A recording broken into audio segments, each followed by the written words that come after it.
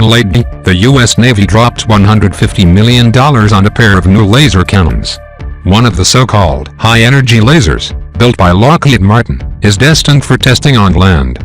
The other is going to see aboard an Arleigh Burke-class destroyer as early as 2020, potentially making it the world's first large, war-ready, directed energy weapon. Lockheed's laser reportedly as much as 150 kilowatts of power per shot, enough to fry boats and unmanned aerial vehicles.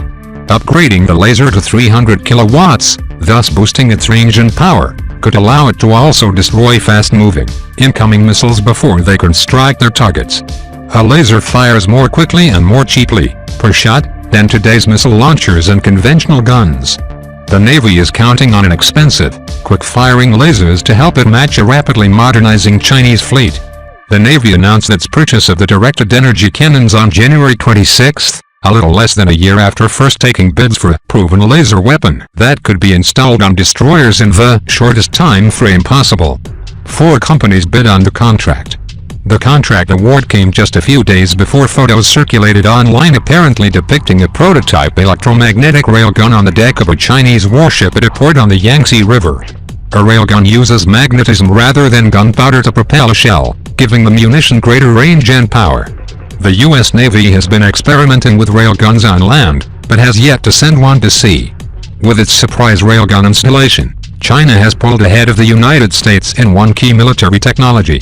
The new laser weapon could help the Americans catch up. Electromagnetic and directed energy weapons are different in many ways but do some of the same things.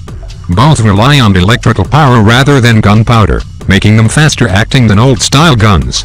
Both can destroy attacking boats, missiles and aircraft, making them potentially powerful defensive weapons.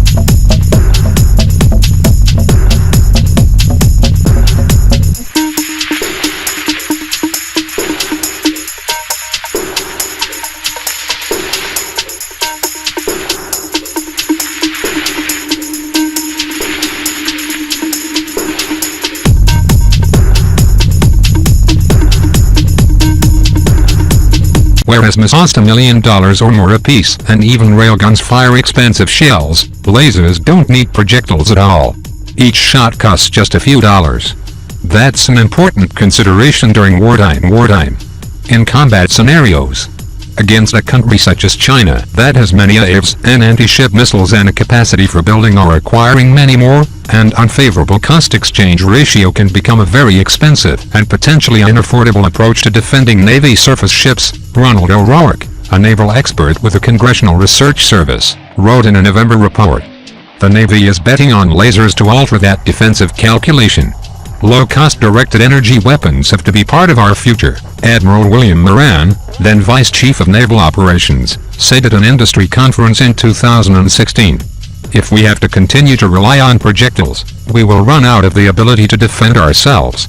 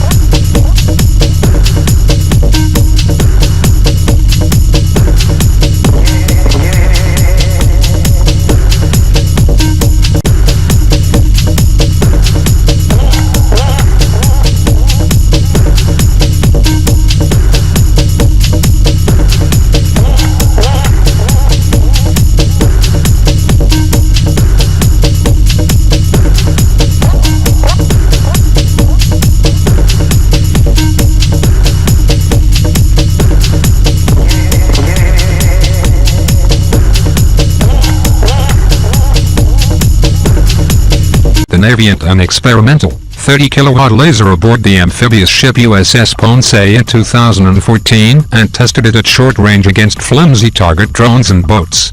Defense contractor Kratos quickly cobbled together that initial laser using existing components. It was unimpressive. The test reminded me of an old cartoon in which someone shot an arrow at the side of a barn, then painted a bullseye around the spot where the arrow landed. Subrata Goshoy, an MIT researcher, wrote for Bulletin of the Atomic Scientists. But Ponce's laser helped the Navy to figure out what it wanted from a combat-ready directed energy weapon. The acquired expertise and know-how will enable the subsequent development and confidence for notional naval maritime laser-based weapon system, the Naval Research Laboratory explained on its website. The Navy clearly expects Lockheed's new laser to be a much more effective weapon, and is already anticipating ordering more copies. The January deal includes contract options worth an additional $800 million. That's enough to buy another 10 weapons and arm more than 10% of the fleet's destroyers.